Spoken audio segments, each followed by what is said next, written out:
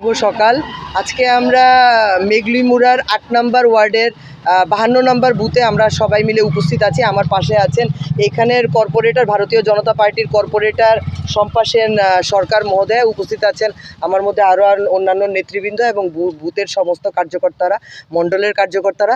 তো এইখানে যে সারাটা আমরা পাচ্ছি, দেখুন নরেন্দ্র মোদীজি হচ্ছে গিয়ে নিজেই একটা সিম্বল, নিজেই একটা ফেস, যার দরুনে কোনো মানে ভারতবর্ষের পুরোই কিন্তু ওনার নামে, কেননা উনি যে কাজকর্মগুলো করেছে মানুষদের বিশালভাবে আমরা ভীষণভাবে সাড়া পাচ্ছি, কেননা ওনার কাজের প্রশংসা, ওনার কাজের আশীর্বাদই উনি এখন গ্রহণ করতে যাচ্ছেন আগামী লোকসভা নির্বাচনে।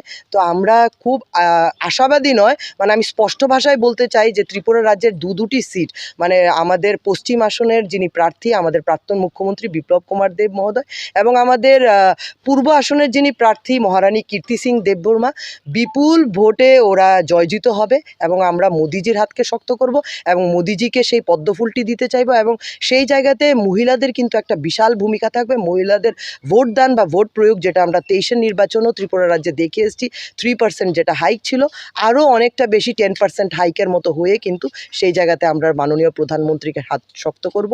এবং 6 আগরতলার মধ্যে ব্যাপক সাড়া পাওয়া যাচ্ছে এবং নিশ্চয়ই নরেন্দ্র মোদিজির পক্ষে থাকবে, পদ্মফুল চিহ্নের পক্ষে থাকবে, ভারতীয় জনতার পক্ষে থাকবে প্রত্যেকটা ভোটারের ভোট।